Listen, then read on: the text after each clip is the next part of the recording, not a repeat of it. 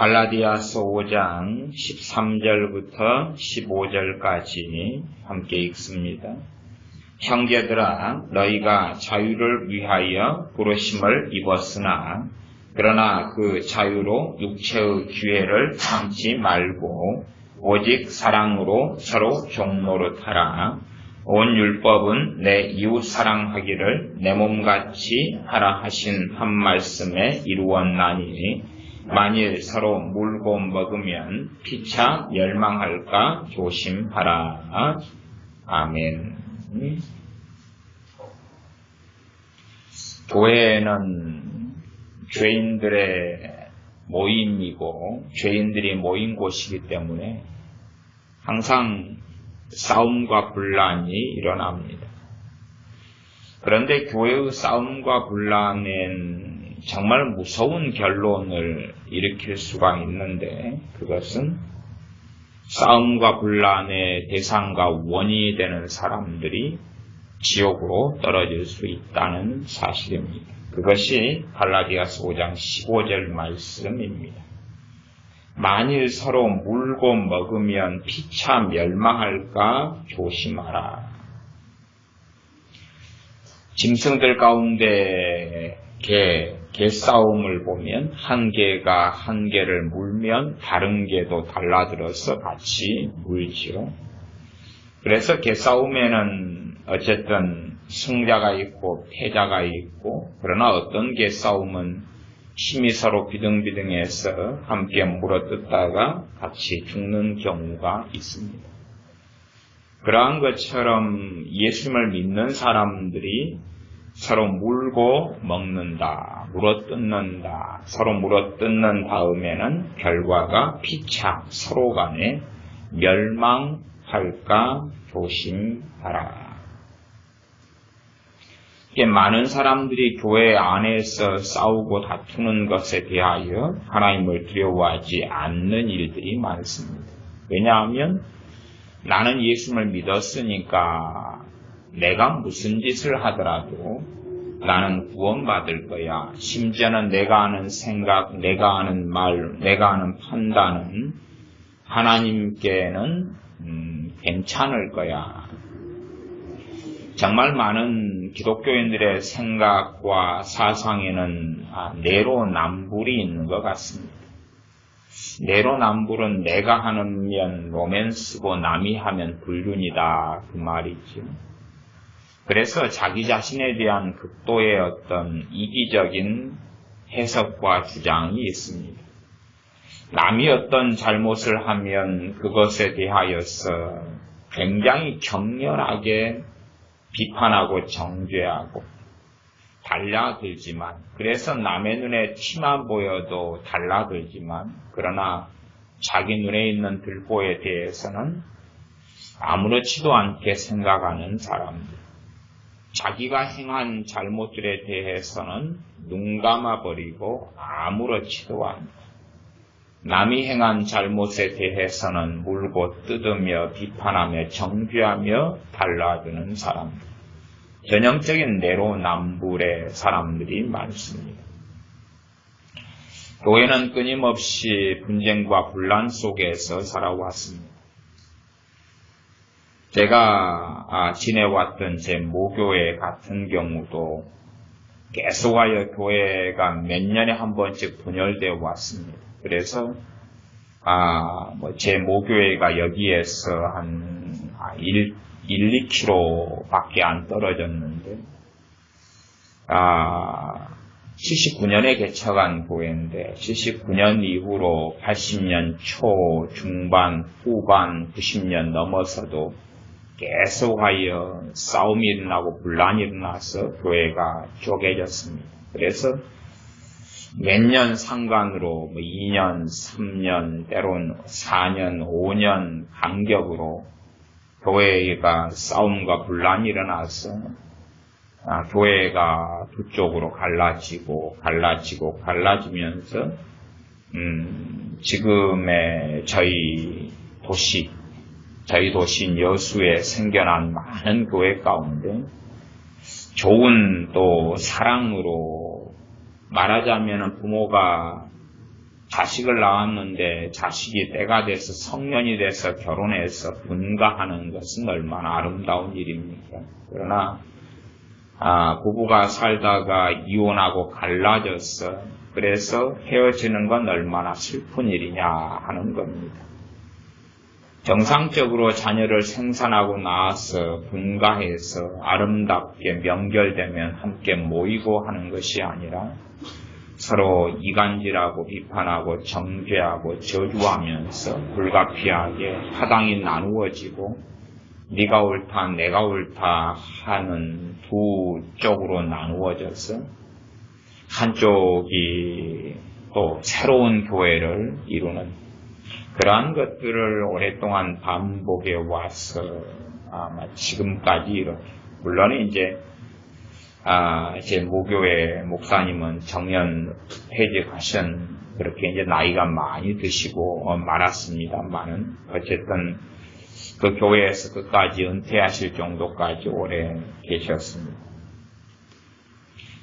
끊임없이 분쟁과 분란이 일어나는 교회들을 봅니다. 그러나 가만히 깊이 들어가면 상당히 많은 경우에 분쟁과 분란을 일으키는 사람들이 있더라 하는 것을 발견하게 됩니다. 분쟁과 분란을 일으키는 사람들이 있더라.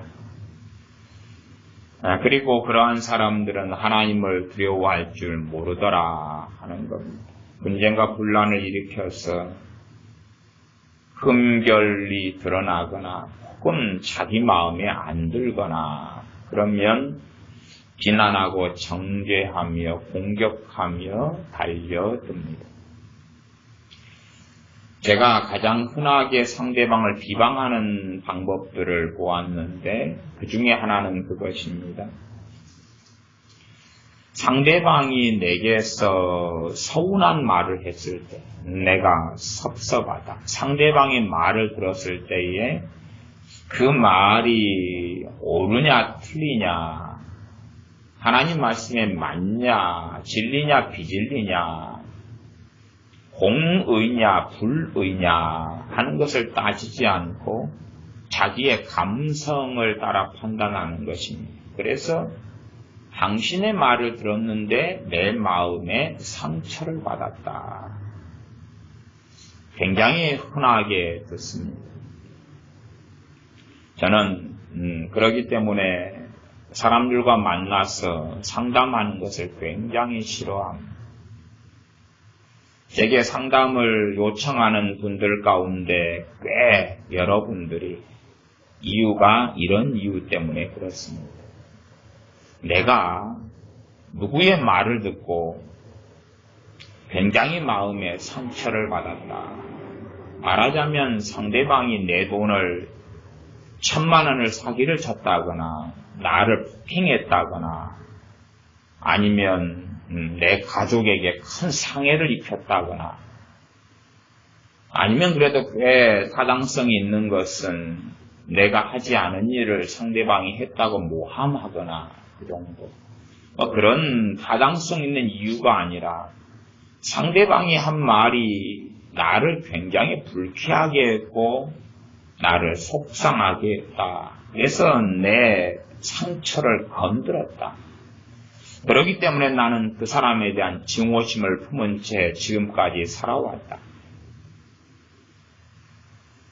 그리고 결론이 그렇기 때문에 내가 잘못되었고 내가 회개합니다가 아니라 그렇기 때문에 그 사람이 잘못된 사람입니다 하고 제게 그런 사람들을 고발하고 고자질하고 자신을 위로받기 위해서 상담을 요청하더라 하는 것입니다.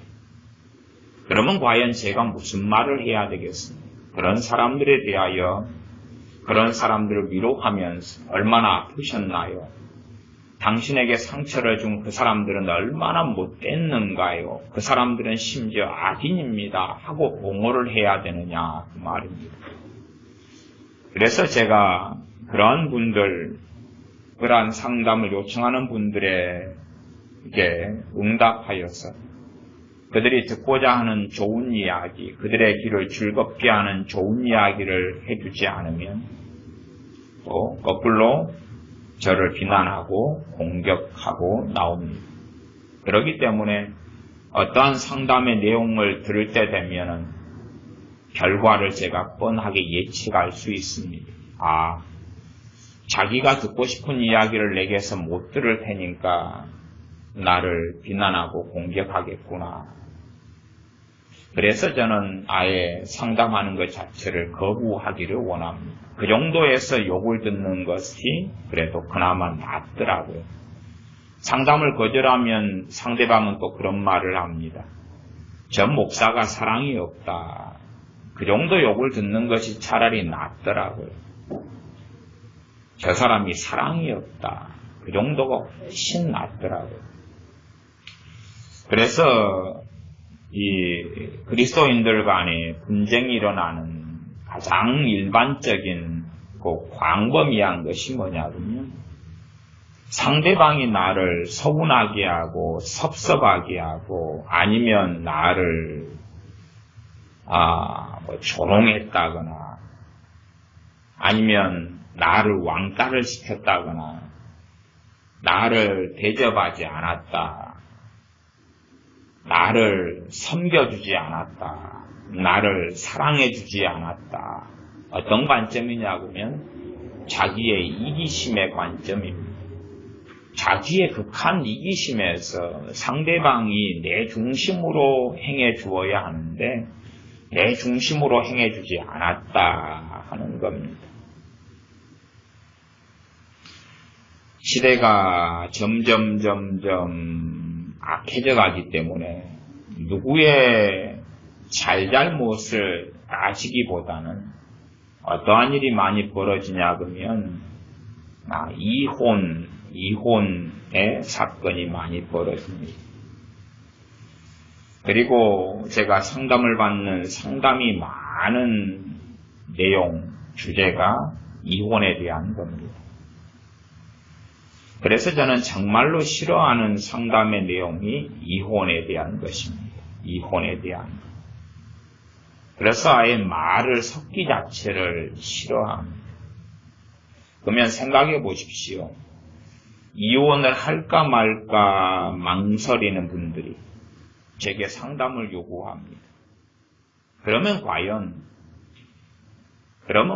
그들의 의도는 무엇일까요?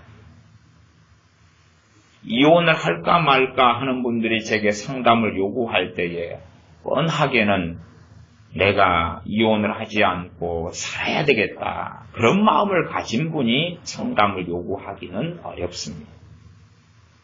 이혼을 해야 되겠다 하는 분이 대부분 상담을 요구합니다. 이혼을 해야 되겠다. 그런데 상담을 하면서 내가 옳고 상대방이 틀렸다는 면죄부를 저 목사에게서 받아야 되겠다. 아니면 판단과 결정권을 저 목사에게 떠넘기면서 내 인생의 가장 중요한 결정 중에 하나가 결혼이나 이혼이나 심지어 직장과 직업의 선택이나 이런 많은 것들이 있잖아요. 그 중에서 결혼이나 이혼이냐는 것은 인생에 정말로 큰 심각한 중대한 결정입니다. 그런데 그런 결정을 앞둔 분들이 결정을 내리기가 어려우니까 조언을 구한다고 상담을 요구합니다.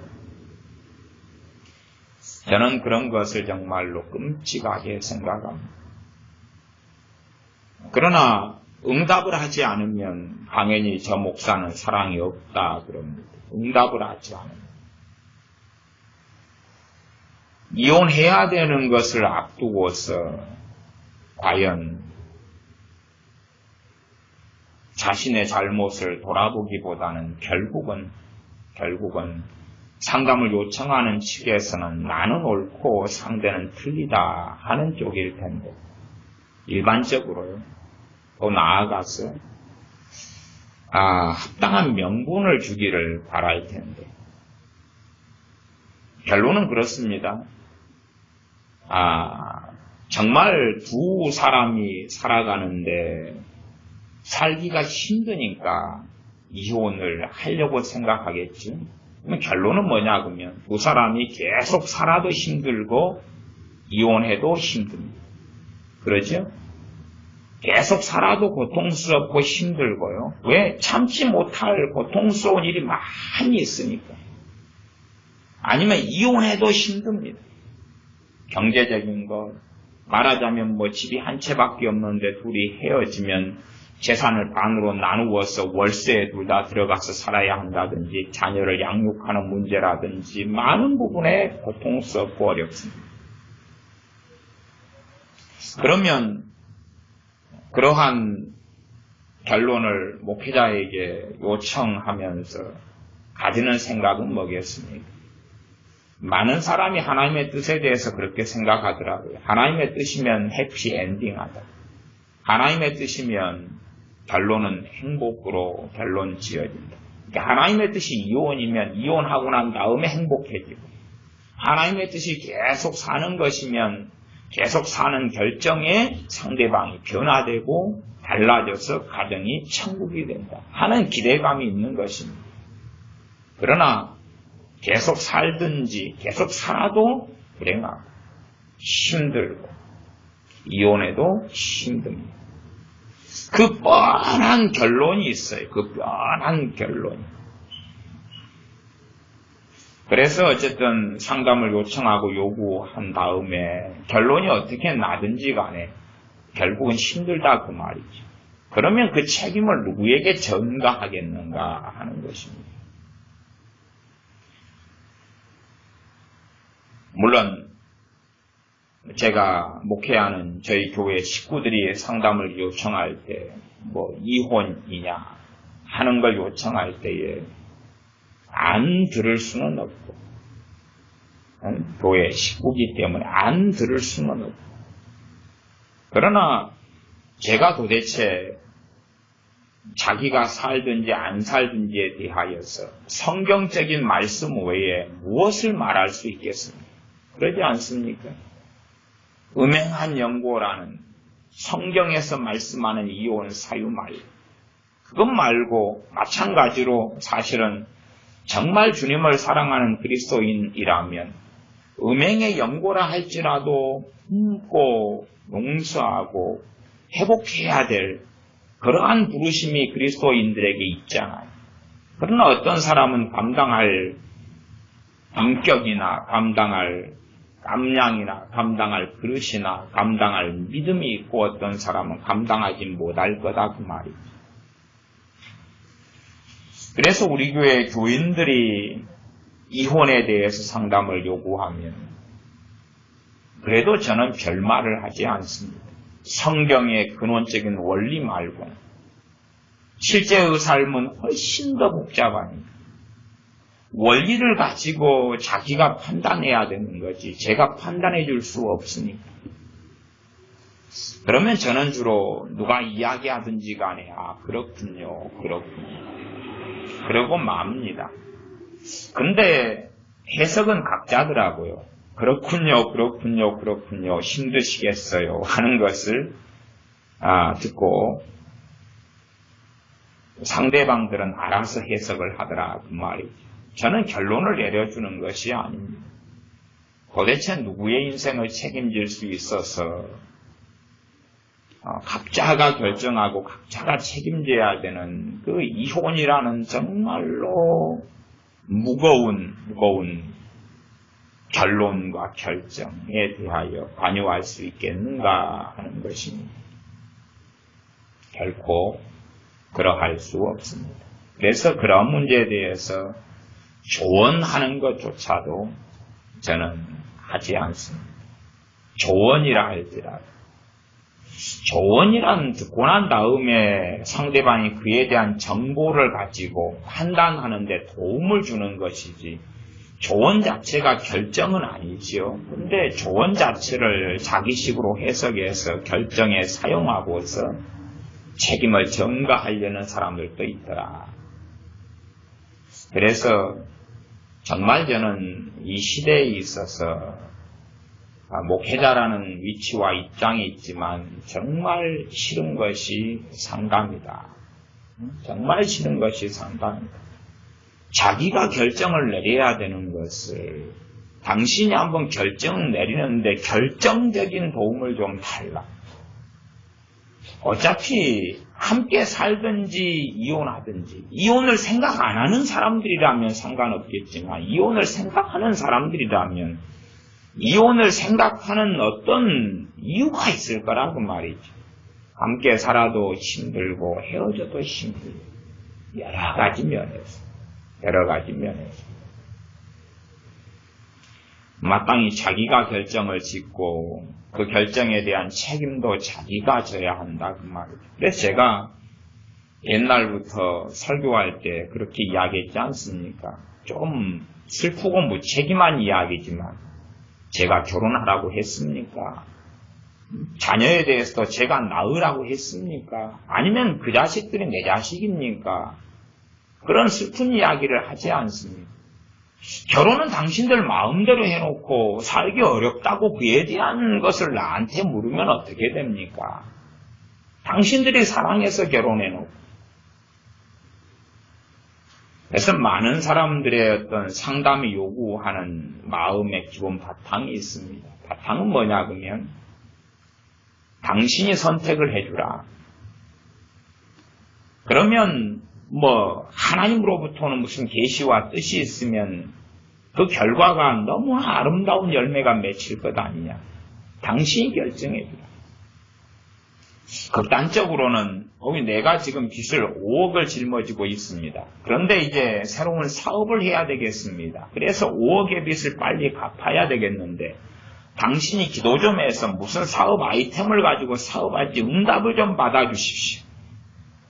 그런 걸 들을 때는 기가 차고 매가 차고 순사가 칼을 차고 거지가 깡통을 찰 정도로 아주 기가 막힙니다.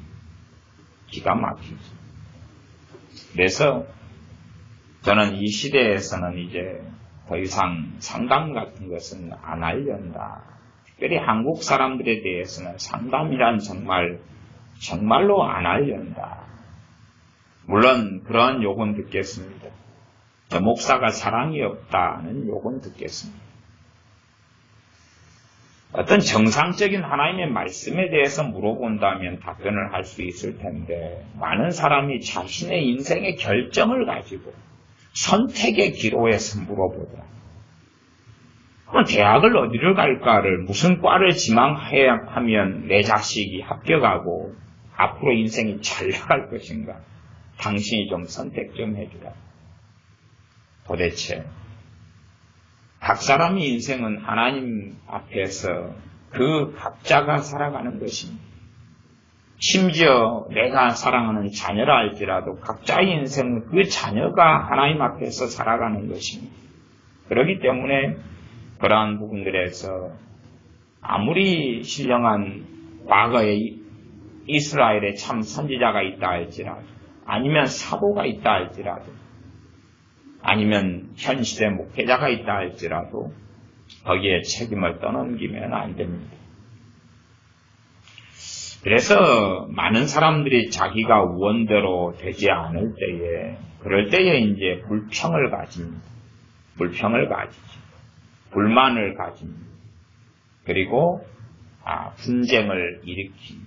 그래서 믿는 사람 안에 일어나는 분쟁, 교회 안에 일어나는 분쟁은 여러 가지 수가 많습니다. 여러 가지 수가 많지.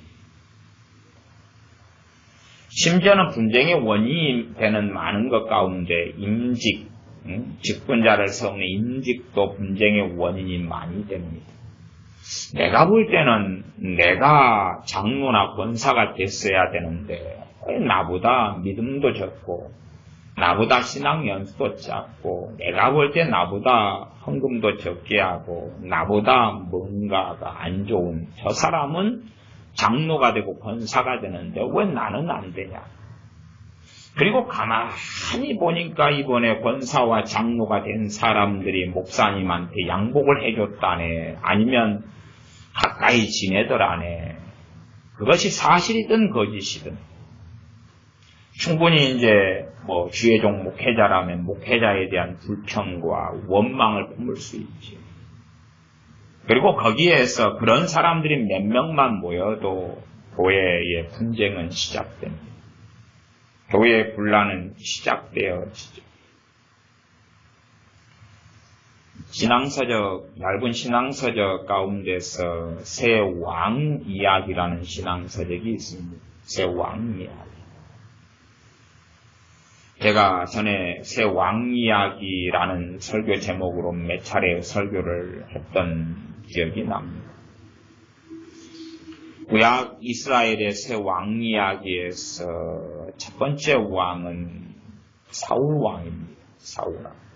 특별한 왕이지. 하나님께서 직접 뽑은 이스라엘의 첫 번째 왕. 하나님이 직접 뽑은 이스라엘의 첫 번째 왕.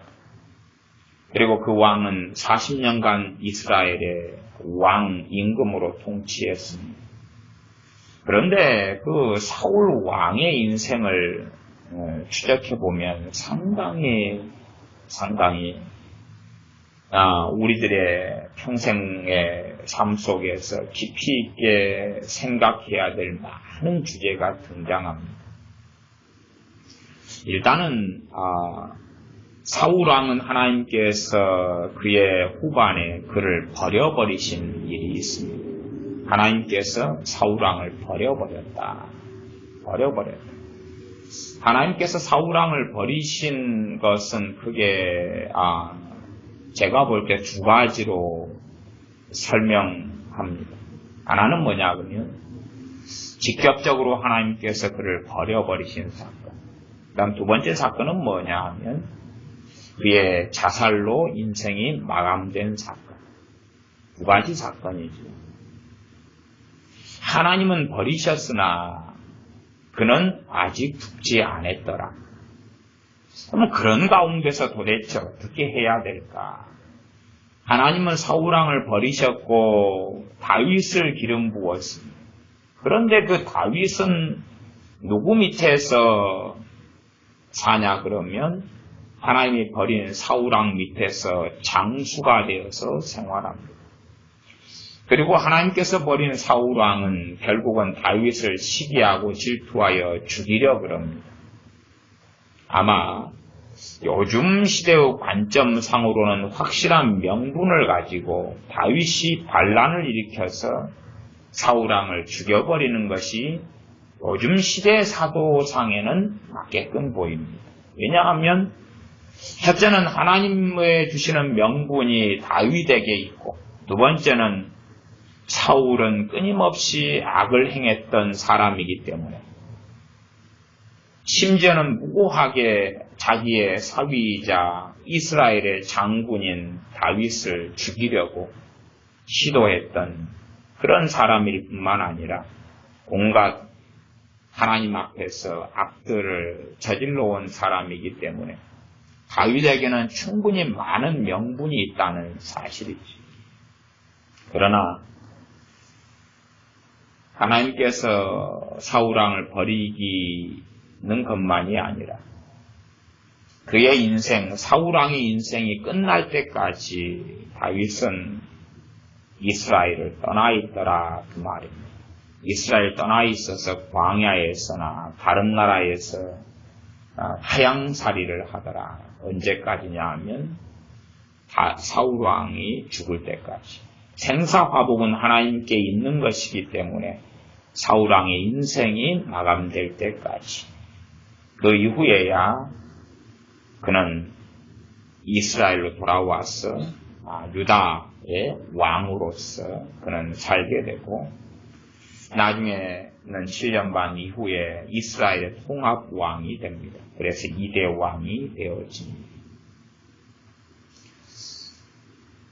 그래서 이 다윗에 대하여서 이제는 사울 왕 밑에 있었던 많은 사람들이 다윗을 비난하고 정죄하고 공격합니다.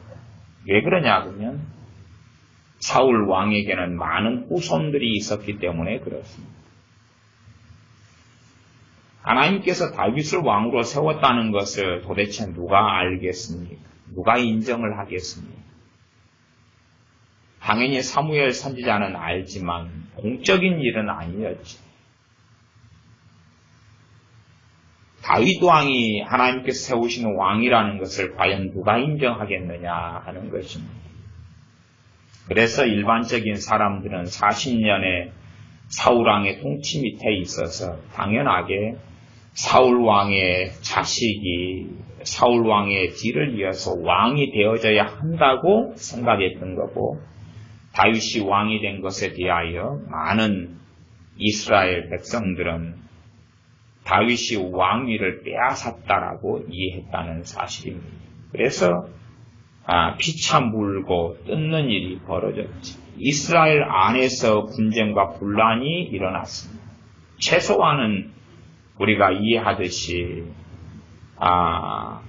사울 왕이 죽은 다음에 유다의 왕이 된 다윗과 아직도 이제 이스라엘, 북왕국 이스라엘로서 사울 왕의 후손이 왕이 되어 다스리는 나라, 그 두 나라로 갈라지죠.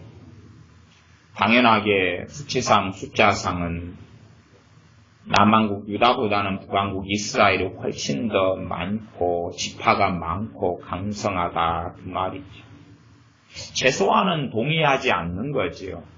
남왕국 유다와 북왕국 이스라엘이 누구를 왕으로 세워야 하느냐에 동의하지 않는 거지. 그런 상태에서 7년 반의 시간이 흐르고 맙니다. 아마 훨씬 잘못된 길로 갔다면, 그래서 갈라디아서 5장 15절 말씀처럼 만일 서로 물고 먹으면 피차 멸망할까 조심하라. 서로 전쟁하고 물고 뜯었다면, 물론 많은 전쟁을 했다고 성경에 기록되어 나옵니다. 거기에서 더 심각하게 갔더라면 어떻게 되었을까? 동일한 사건이 있어도 그에 대한 해석은 사람들마다 정말로 다릅니다. 정말로 다릅니다. 다윗 왕이 두 번째 왕으로 통합왕으로 통치를 잘 하다가 결정적인 잘못들을 저지릅니다. 그것은 밧세바를 간음하고 밧세바의 남편 우리아를 살인해 죽이는 것입니다. 결정적인 잘못과 문제가 일어납니다. 그때에 하나님은 다윗을 버리지 않습니다. 그런데 이제 문제가 벌어집니다. 다윗의 그 결정적인 잘못을 보고 많은 사람이 다윗에게서 등을 돌리는 것입니다. 과연 어떻게 해야 될까? 등을 돌리는 것입니다. 오랫동안에 다윗의 군대 장관이었던 요압이 등을 돌리고, 심지어는 그것이 계기였는지 아니면 그것과 상관없었는지는 모르지만 상당히 그것이 약점과 계기가 되어서 다윗 왕의 자식들이 다윗 왕에게서 등을 돌리고, 많은 백성들이, 많은 신하들이 등을 돌리고, 그래서 반란들이 아들들에 의하여서 일어나게 되는 것을 봅니다. 그 중에 한 아들이 압살롬이 되어지죠. 그래서 압살롬이 반란을 통해서 얼마 동안의 왕이 됩니다. 얼마 동안의 왕. 물론 오래 가지는 않았습니다. 그래서 세 번째 왕이라. 진실로 세 번째 왕은 솔로몬이지만, 그러나 이제 성경상으로 잠깐의 반란을 일으켜서 잠깐의 왕이 되기도 했으니까 세 번째 왕을 압살롬이라 그렇게 말하기도 합니다. 압살롬은 백성들을 자꾸 꼬여냅니다. 자꾸 꼬여내서 그들 안에 두 마음을 일으키고 만들어냅니다. 그리고 소수만 다윗 왕에게 붙어있고 다수는 압살롬을 따라가고야 많은 일이 벌어집니다. 아예 다윗 왕의 친복이었던 모사, 최고의 모사, 이런 사람이라 할지라도 다윗 왕을 등지고 배신하고 배반하고야 많은 일들이 벌어집니다. 그러나 하나님은 다윗을 버리지 않습니다. 동일한 어떤 사건이 벌어질 때에 그 사건에 대한 각 사람의 해석은 다르더라 그 말이죠. 어떻게 저 사건을 해석해야 될 것인가? 아마 제가 사는 이 여수에서 저는 나고 지금까지 살아왔기 때문에 이곳에 있는 교회들의 절대 다수는 알지 못하지만 제 어릴 때부터는 그렇게 교회가 그때는 많지 않았습니다. 그리고 이제 교회가 많이 세워져 왔는데 나 이 지역에서 평생을 살아왔기 때문에 각 교회들이 어떤 분란, 분쟁을 통해서 싸우고 갈라지고 또 싸우고 갈라지고 그래서 교회 안에 무수한 분쟁들을 겪어왔고 경험해왔고 직간접적으로 보아왔습니다. 아마 최근 몇 년 사이에도 우리 교회 주변에 있는 교회들도 다 평기풍파를 많이 겪었죠. 교회들이 분란이 있고 싸움이 있고 분쟁이 있고. 왜 그러겠습니까? 어쨌든 해석이 다르기 때문에 그렇지. 어떤 일, 어떤 사건, 어떤 것에 대한 해석이 다르기 때문에 그렇지. 거기에서 분쟁과 파당이 벌어집니다. 그러면 정말로 무서운 것은 뭐냐 그러면 그 다툼, 분쟁의 결과로 두 가지 정도의 것을 생각해 볼 수가 있겠습니다. 한 가지는 믿음이 연약한 어떤 사람들은 아예 신앙생활을 그만두고 주님을 떠나더라. 그러면 우리가 알 수 있죠. 저 사람은 영원한 멸망 속으로 들어갔구나. 차라리 그런 부류들보다 더 무서운 암초는 뭐냐 하면 그런 분쟁과 분란의 소용돌이의 중심에 있었으면서도 회개하기보다는 담대한 사람들이 무섭습니다. 왜냐하면 그런 사람들은 자기의 의를 입고 나는 옳다, 나는 바르다 하면서 자신에게 멸망이 왔는데도 멸망이 온 줄을 모르기 때문에 그렇습니다. 그래서 그런 사람들을 교회 안에 있는 암초들인데 멸망에 가증한 자식들이 되어져 버리는데 이미 자신에게 하나님의 멸망이 떨어졌다는 것을 알지 못할 때가 너무나 많기 때문에 그렇습니다. 그래서 좀 규모가 있는 교회를 제가 몇 교회들을 오랜 세월 동안에 관찰을 좀 해오면 주기적으로 한 5년마다든 3년마다든 이 분쟁이 계속 일어나는 것을 봅니다. 그리고 더 자세히 좀 들어가서 관찰을 해보면 그 분쟁을 일으키는 사람들이 거의 동일한 동류의 사람이더라 그 말이죠. 그런 특별하지 않은 일들을 봅니다. 그래서 분쟁을 일으키는 사람은 계속하여 때가 되고 기회가 되면 분쟁과 분란을 계속하여 일으켜가는 것을 봅니다. 그러면서 그런 사람들은 담대하죠. 내가 의를 행하고 있다. 내가 정의를 행하고 있다. 그렇게 담대합니다. 아마 그렇기 때문에 교회를 분열시키거나 분쟁을 하거나 분란을 일으켜서 마귀의 적그리스도의 이 사자로 살아가고 적그리스도가 되어져서 살아가면서도 자신이 옳고 정당하다 그렇게 주장하는 것 같습니다. 정말로 그러한 부류의 사람들이 교회 안에는 역사적으로 참 많이 있어 왔습니다. 그러면 우리는 주의하고 조심해야 됩니다. 만일 서로 물고 먹으면 피차 멸망할까 조심하라. 서로 물고 먹으면 서로 비난하고 정죄하고 공격하고 뜯어버리면 그래서 어떤 객관적인 사건과 일보다도 내가 상처받았다. 나를 서운하게 말을 하더라. 내가 부당하게 대우와 대접을 받았다.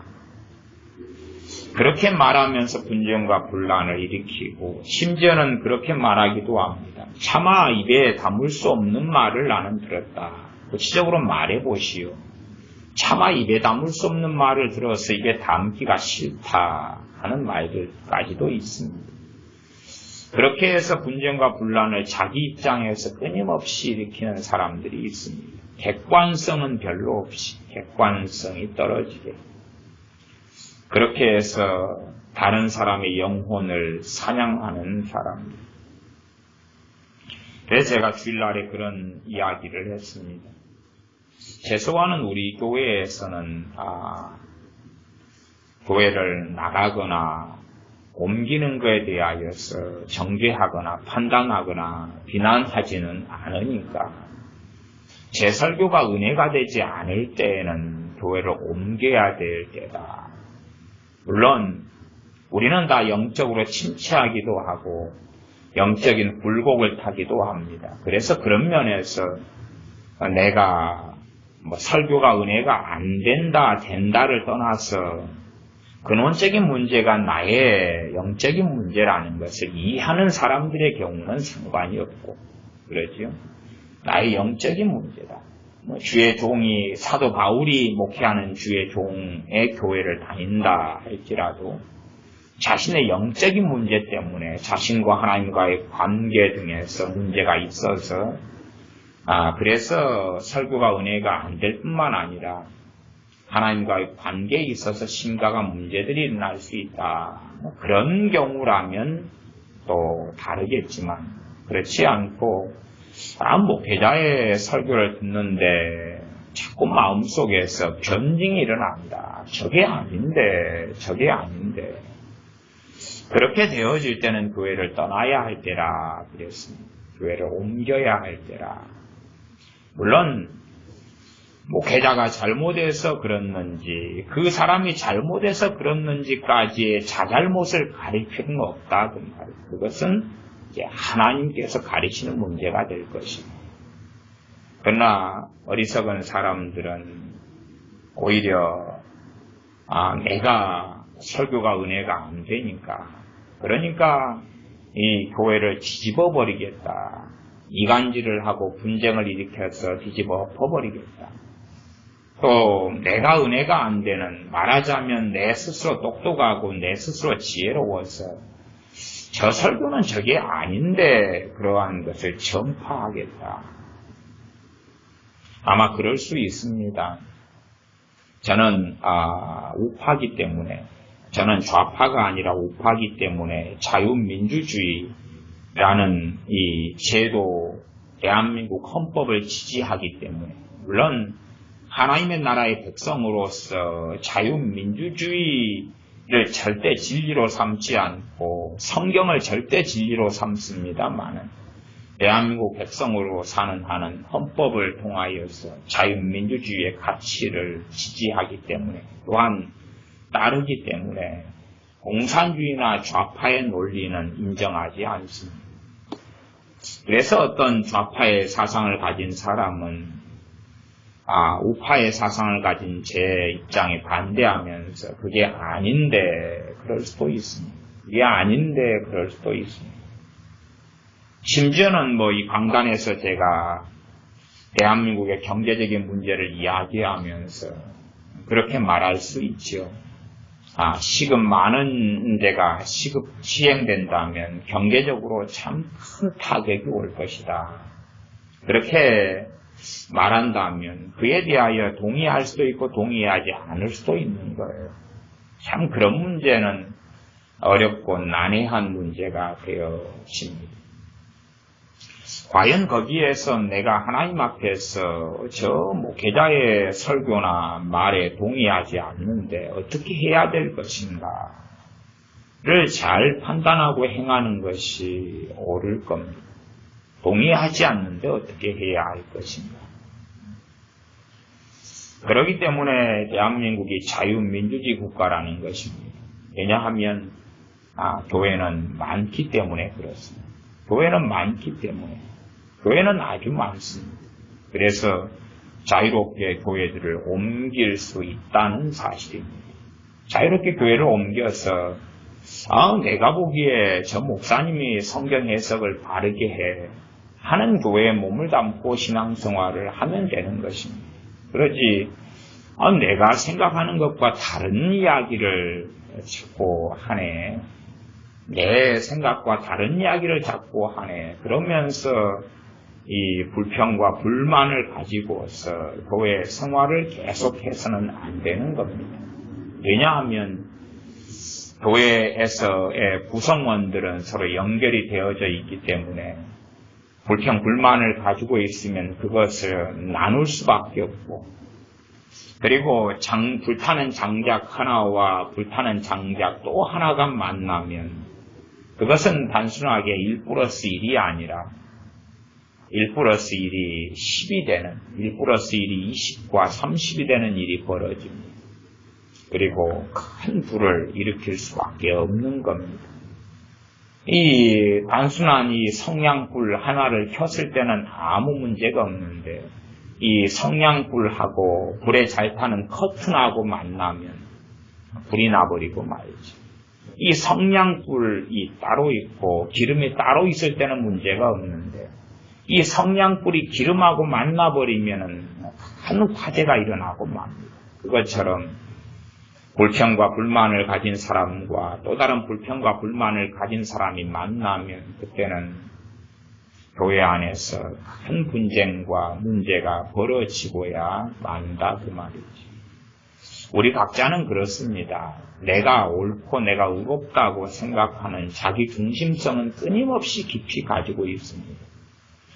그래서 내 상처가 중요하고 내 서운한 게 중요하고 내 기분 나쁜 게 중요하고 내가 인간적으로 모독받은 게 중요하고, 모독이다 그러면은 해석의 범주가 굉장히 광범위해지겠지만, 제가 경험하기로는 책망을 좀 했을 때도 상대방들은 내가 모독을 받았다 혹은 모욕을 받았다고 말씀들을 하시더라고요.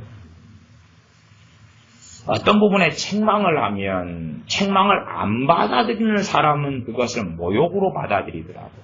책망을 안 받아들이는 사람. 그래서 제가 정말 하기 싫은 것이 상담, 그렇죠? 또 애언기도 그러지만 책망. 왜냐하면 10명에게 책망을 하면 채 1명, 2명이 받아들이지 않습니다. 채 1명, 2명 이하만 받아들이더라. 그러면 나머지 8명, 9명에게는 무슨 일이 벌어지는가? 책망을 받아들이지 않냐. 그래서 제가 책망할 때에 종종 하는 이야기가 있습니다. 감정적으로 받아들이지 말고 하나님의 말씀에 따라서 진리인가 그렇지 않은가로 판단하라고, 그렇게 제가 종종 이야기를 합니다. 감정적으로 반응하지 말고, 당신이 왜 나를 책망해서 기분 나쁘게 하는가, 그렇게 감정적으로 반응하지 말고 하나님 말씀에 옳게 책망을 하는가 틀리게 책망을 하는가를 살피시라, 그렇게 이야기를 할 때가 많이 있습니다. 그러나 책망을 받아들이지 않는 사람의 결과가 제가 살아보면 분쟁이더라 하는 것입니다. 책망을 안 받아들이고 불평을 하나 담고 있고, 또 책망을 안 받아들이고 불평을 담고 있고, 책망을 안 받아들이고 불평을 담고 있고, 그러다가 그런 사람과 그런 사람이 만나는 것입니다. 우리 교회라면 교회 안에 그런 사람과 그런 사람이 만나는 것입니다. 그리고 서로 간에 그것을 나누면 불과 기름이 만나는 것처럼 불타오르고 폭발력을 가진다는 사실입니다. 한 사람이 하는 일은 혼잣말이 되지만, 한 사람이 하는 말은 혼잣말이 되지만, 2명, 3명이 하는 말은 이제는 진실이라는 힘을 담게 됩니다. 물론 진실인지 아닌지는 알 수 없지만. 그래서 제가 목회를 그래도 10몇 년을 해보면 정말로 책망이 아니면 답이 없는데, 그럼에도 불구하고 책망을 통해서 살릴 수 있는 사람은 제 한둘이 안 되더라. 그러나 사람은 결정론이 아니기 때문에 책망을 들을 때에 받아들이는지 그렇지 않는지는 알 수 없더라 하는 것입니다. 책망을 안 받아들일 때에 억하심정을 안에 품고 안에 불평을 품고 원망을 품고 때로 증오심을 품고 그렇게 살아가면서 이제 준비를 해나가더라 하는 것입니다. 우리는 이 성경을 읽을 때는 우리에게 충격은 별로 없습니다. 무슨 충격이 없냐 그러면 이 성경 66권은 굉장히 많은 책망으로 이루어져 있습니다. 그러나 우리가 단순히 읽어서는 충격이 별로 없습니다. 엄청난 책망이 있지만 충격이 별로 없습니다. 심지어는 주님께서 하신 말씀은 지옥에 대한 하나님의 심판에 대한 무서운 말씀들이 기록되어 있습니다만 그것을 단순하게 읽는 우리에게는 별로 충격적이지 않습니다. 별로 충격적이지 않습니다. 그래서 하나님 말씀이 바르게 가르쳐지고 바르게 설교되어져서 하나님께서 본래 기록하신 이 말씀에서 책망하는 강도까지 올라가야 돼요. 때로는 위로하는 강도까지, 책망하는 강도까지 올라가야 됩니다. 그러나 우리가 아시다시피 성경의 많은 위로는 누구에게 주어지냐 그러면 말씀대로 사는 사람들, 주님을 위하여 고난을 받는 사람들, 고난 속에 있으나 주님을 소망으로 삼고 사는 사람들에게 성경은 위로합니다. 그러나 하나님과 다르게 가는 사람들, 세상 속의 죄 가운데 주님을 사랑하지 않고 자기의 정욕대로 사는 사람들에게 성경은 끊임없이 책망합니다.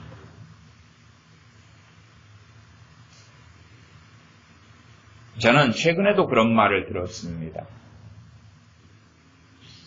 책망을 내게 문제가 있다. 그것을 나는 안다. 그것을 나는 어느 정도까지 알고 있다. 그런데 당신이 내게 그것을 책망하려면 정말 내 마음을 기분 좋게, 나를 굉장히 기분 좋게, 내 마음을 아주 화사하게 해주면서 해서 나를 고쳐라.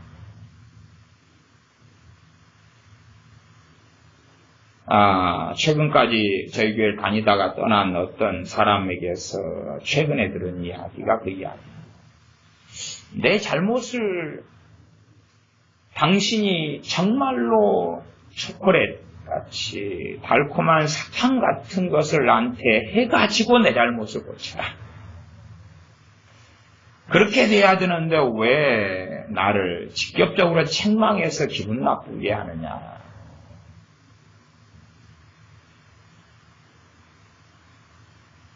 참 놀라운 것은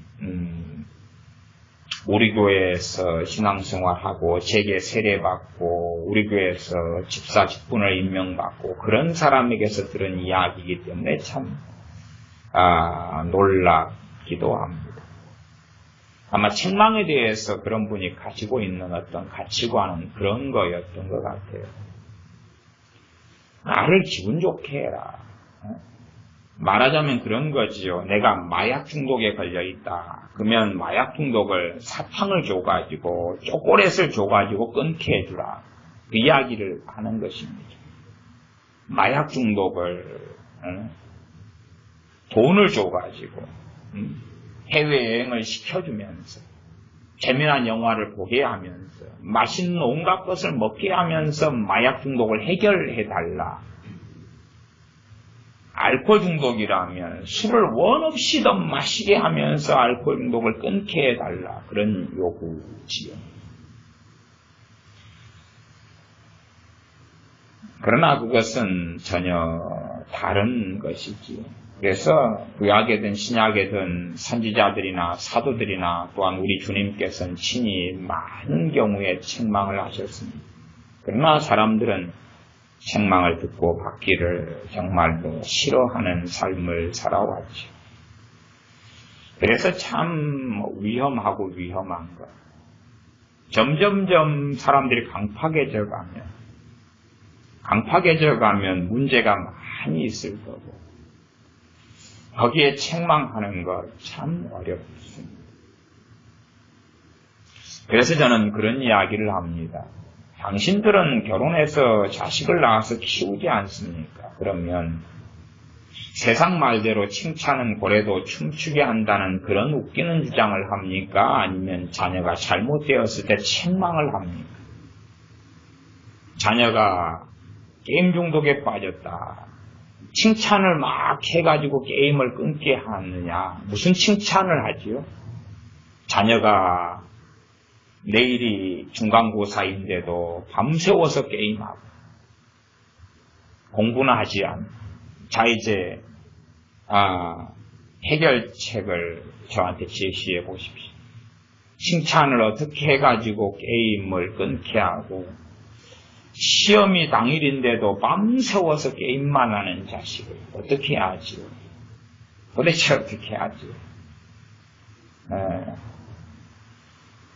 그런데 오히려 그런 자녀에게도 게임을 잘하도록 해주고 공부 안 해도 된다 그러고, 그러면서 어느 때가 되면 자녀가 돌아올 겁니다는 환상을 꿈꾸는 사람. 내 자식이 이빨 양치지는 안 하고 단 것만 먹어서 이빨이 다 썩었습니다. 이제 조금만 더 하면 더 이상 치아를 회복시킬 수가 없는데, 그러나 자녀는 초콜릿이나 단 것에 익숙하기 때문에 계속하여 먹으려고 그러죠. 단 것을 계속하여 먹으려고 그러고 양치질은 안 하려고 그러죠. 그러면 자녀 입장에서 그런 거죠. 엄마, 아빠, 내게 초콜릿을 계속 주면서 내 이빨을 건강하게 만들어주세요. 내가 양치질을 앞으로 전혀 안 해도 내 이빨은 깨끗하고 건강한 치아가 되고 썩지 않게 해주세요. 썩은 이빨이 있으면 치과에 가서 썩은 이빨을 치료하면서 아프고 고통스럽지요. 그런 과정 없이, 그런 과정을 책망이라 그러는 것입니다. 물론 치과에서는 그 고통을 통해서 치료가 되지만 책망이란 건 받아들이느냐 그렇지 않느냐에 따라서 다른 결과를 나타냅니다. 그래서 저는 목회를 하다 보면 참 적당한 관계와 거리가 중요하구나. 적당한 관계와 거리가 중요하구나 하는 것을 많이 느낍니다. 적당한 관계. 적당한 관계와 거리. 이 육적인 사람일수록 특징이 있더라고요. 특징은 뭐냐 그러면 상담을 많이 요구한다는 것입니다. 육적인 사람. 영적인 사람은 말씀을 읽고 기도하고 설교를 듣고 참조해서 하나님과 1대1로 자기의 삶의 문제를 해결해 갑니다. 그런데 육적인 사람은 상담을 자주 요구합니다. 별 문제 아닌 것 가지고도 계속하여 상담을 요구합니다. 그리고 책임은 지려하지 않고 저 같은 목회자에게 뒤집어 씌우려고 하죠. 그러나 이 목회자 입장에서 목회하는 교인들이 상담을 요구하는데 응하지 않을 수도 없고 응할 수도 없는 이 딜레마 속에서 살아옵니다. 응할 수도 없고 응하지 않을 수도 없고, 물론 인생의 결정적인 아니면 어떨 때는 그 상담을 통해서 중요한 인생의 삶에 바른 결정을 내리는 때들이 있고 필요할 때들이 있습니다. 그래서 권위하는 자는 권위하는 일로라는 말씀이 있죠. 그러나 무분별하게 내가 결정하고 내가 선택해야 되는 일을 상담을 요구하다. 그러면 저는 그럽니다. 그냥 그렇지요, 그렇지요, 그러군요. 그리고 끝나는데 그것을 자기 입장에서는 그렇게 해석을 하더군요. 목사님이 그래라고 했지 않느냐고. 그래라고 했지 않느냐고. 아니 그냥 이야기해서 그 사람 이야기 그렇게 사연이 돼갔군요 라고 했던 것들을 당신이 그렇게 하라 그랬지 않느냐고.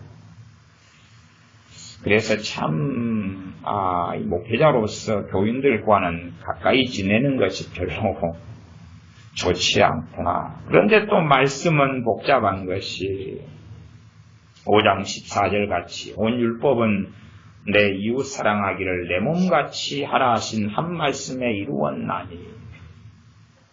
그러나 우리는 알아야 됩니다. 개 다리를 갖다가 내 다리에 붙일 수 없다는 것. 잘 메타폰데 잘 이해하셨으면 좋겠습니다. 그리스도인들은 형제고 한 몸이고 지체입니다. 그런데 개 다리는 내 다리도 아니고 내 지체도 아니라는 사실. 개 다리를 내 몸에 붙이면 나는 괴물이 되고 몬스터가 됩니다. 그래서 과연 누가 형제일까? 누가 과연 이웃일까? 또한 누구에게 이웃이 되어줘야 될까를 살피고 고심해야 됩니다. 대한민국은 그런 길을 걸으려 하지 않습니까? 북한과 한 동포기 때문에 하나가 되려는 길을 걸으려고 그럽니다. 문재인 정권이 추구하는 것은 연방제입니다. 연방제. 북한의 공산주의와 남한의 자유민주주의의 정치체제를 서로 인정하는 가운데 두 정치체제, 두 개의 시스템을 하나로 통합해서 단일 국가로 만드는 것. 그러나 한 국가 안에 남한의 자유민주주의와 북한의 공산주의를 서로 인정하는, 체제를 인정하는 가운데의 한 국가가 되는 것. 공산주의는 자체로 악입니다. 공산주의는 자체로 악입니다. 물론 그것이 성경적으로 왜 그런지를 이해하지 못하는 사람들이 있을 수 있습니다. 공산주의는 그 자체가 악입니다. 그래서 제가 비유를 그렇게 하는 것입니다. 왜 그러면 감옥을 두느냐고 이야기합니다. 감옥 안에 있는 살인마들은 우리하고 같은 동족입니다. 그러지 않습니까? 근데 왜 살인마들을 감옥에 가둡니까? 살인마들 형제라 가족이라 해서 한 집에 살면 되지 않겠습니까? 한 동족이고 한 민족이니까. 강도 강간범들을 왜 감옥에 가둡니까? 한 동족이고 민족인데. 함께 살면 되지 않습니까? 도둑놈들을, 사기꾼들을 왜 감옥에 가둡니까? 한 민족인데 한 집에 살고 가까이 살면 되지 않느냐 그 말이지. 한 민족이라는 게 중요한 게 아니라 그 말이에요. 북한과 남한이 한 민족이라는 게 중요한 게 아니다 그 말이에요. 북한은 악의 축입니다. 악의 축이기 때문에 북한의 정권은 붕괴되고 무너져야 돼요. 북한의 공산주의는 무너지고 회파되어져야 됩니다. 그러나 북한의 공산 정권을 무너뜨리지 않겠다. 북한의 공산 정권을 유지시키겠다. 북한의 공산 정권이 잘 유지되도록 자금을 대주겠다. 우리는 같은 민족이기 때문에. 그래서 구분을 잘해야 됩니다. 이웃을 내 몸처럼 한 몸이 되더라도 그 이웃이 살인마가 이웃이 될 수 없는 겁니다.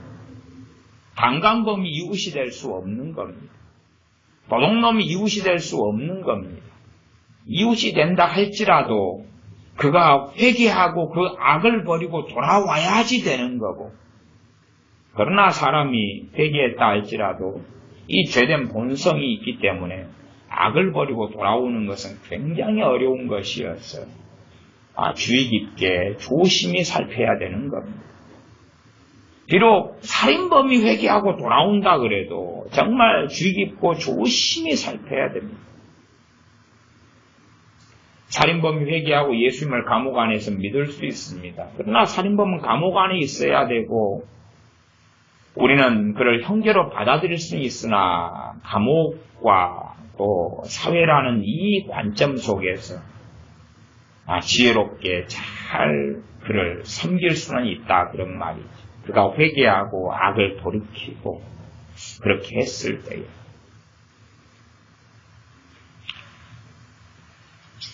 그래서 정말 예수를 믿는 그리스도인들이 하나가 되고 형제가 되고 이웃 사랑하기를 내 몸같이 하라 한 말씀 속에서 나아가서 13절에 오직 사랑으로 서로 종노릇하라 그렇게 되어져야 되는데 과연 누구하고 그렇게 해야 되느냐 누가 이웃이고 누가 형제냐 하는 고심을 할 수밖에 없게 되어집니다.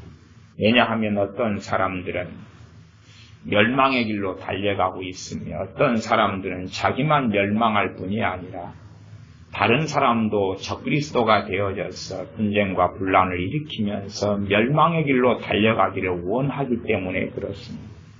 멸망의 길로 달려가기를 원하기 때문에 그렇습니다. 최소한은 제가 목회자이기 때문에 목회자의 입장에 서 있어서 그런 이야기를 하는 것은 아닙니다.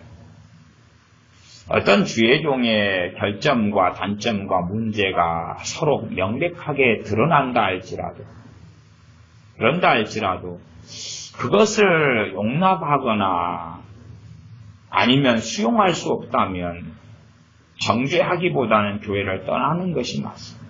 그렇게 일을 처리해야지 하나님 앞에서 옳은 것이기 때문에 제가 사울 왕이나 다윗 왕이나 아니면 반란을 일으켰던 압살롬에 대한 이야기를 했던 것입니다.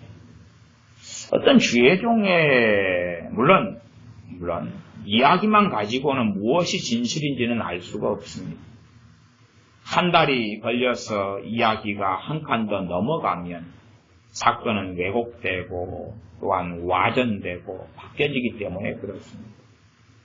그래서 어떠한 것이 정말 진실이라 할지라도 그것이 진리에 대한 부분이 아니라면 그렇다면 그러나 나는 그것을 수용할 수 없다면 교회로 옮기는 것이 맞다 그 말이죠.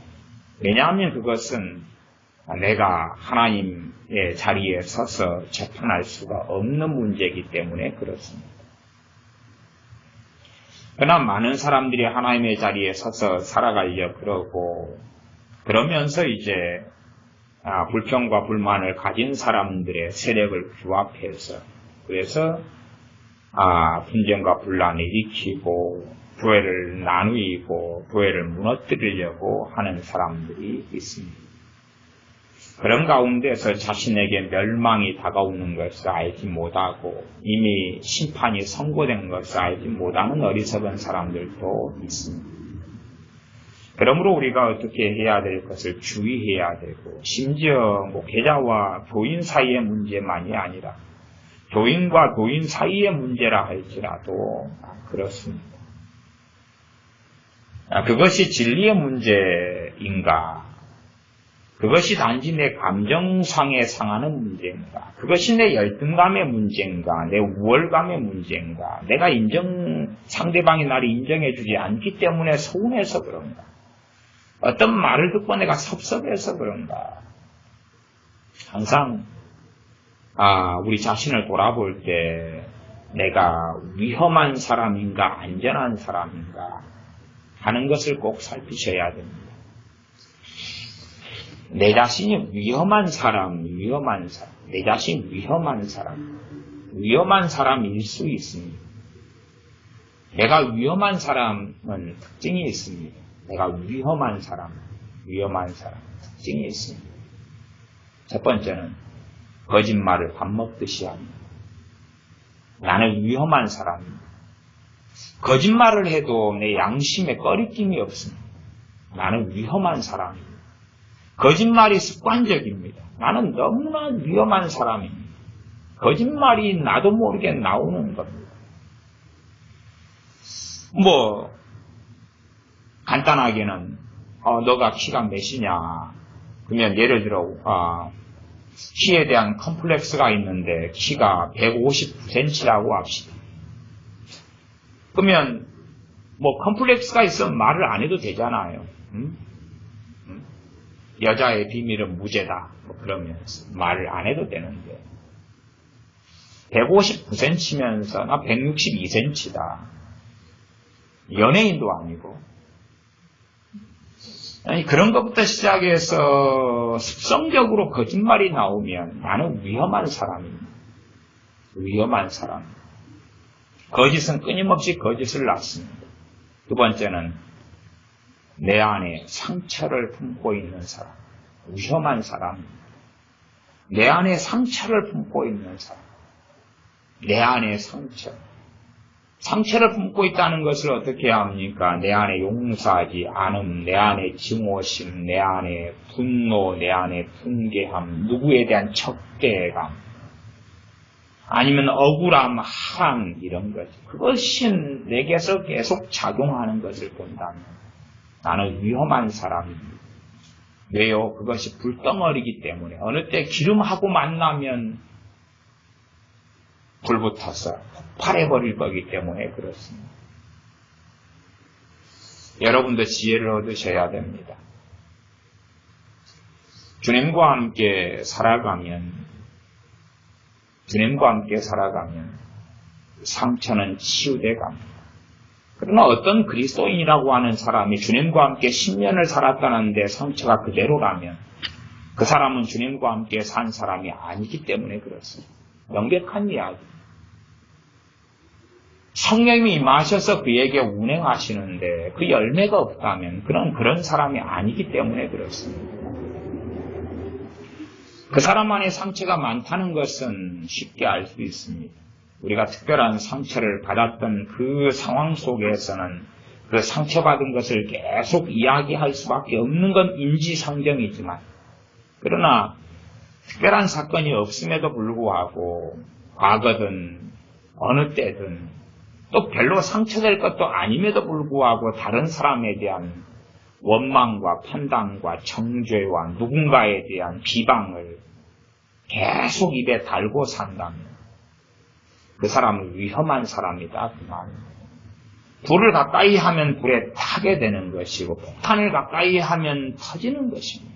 그것처럼 위험한 사람을 내 형제라 이웃이라 끌고 들어가는 것은 정말로 살인마들을 감옥에 가두기보다는 한 집에서 사는 것과 같은 큰 어려움을 일으키는 것입니다. 그래서 하나님 말씀을 따라서 바르게 이해한다는 것이 어렵습니다. 우리나라의 NCCK나 WCC 같은 경우는 밑도 끝도 없이 북한을 끌어안으려고 그럽니다. 김정은을, 공산당을 끌어안고 그들을 구원시키려고 하는 그 어리석음 속에 달려가는 것을 봅니다. 바른 성경 해석이 무엇인지도 알지 못하는 가운데 우리는 분쟁과 분란을 일삼는 사람들이 아니라 또한 어떤 것은 내가 어떻게 정리하고 어떤 것은 어떻게 정리하고 바르게 받아들이는 것이 옳은지를 살펴야 되고, 내 안에 이 상처들이 있다면 들려오는 어떤 이야기가 반드시라고 할 정도로 왜곡이 쉽게 일어난다는 것을 기억해야 됩니다. 내 안에 상처가 있다면 듣는 이야기가 왜곡이 일어나고 곡해가 일어난다. 그래서 어느 때가 되면 문제를 계속 일으키고 이야기시키는 것입니다. 절대 주님께서 우리 때문에 상처를 입으셨고 주님께서 우리 때문에 고난을 받으셨기 때문에 진정으로 예수님을 따르는 사람들은 그 마음 안에 한과 소위 내적 치유라고 말하는 그런 여러 상처들을 계속하여 달고 살 수가 없습니다. 기도하겠습니다. 아버지 하나님, 우리가 어리석은 사람들이 되어져서 교회 안에 분쟁과 분란을 일으키는 사람들이 될 때가 많습니다. 또한 나아가서 분쟁과 분란을 일으키면 헐뜯는 사람들과 만나면서 우리가 심지어 완악하게 되어져서 동류의 사람들로 바뀌어갈 때도 많습니다. 그러한 동류의 사람들이 되지 아니하고 바른 마음, 바른 중심을 주님 앞에 지켜서 하나님 앞에 심판과 판단을 유보하고 전능하신 하나님을 의뢰하며 의지하여 주님을 따라 살다가 주님을 배웁게 하여 주시옵소서. 우리 주 예수님의 이름으로 기도하옵나이다. 아멘. 기도하겠습니다.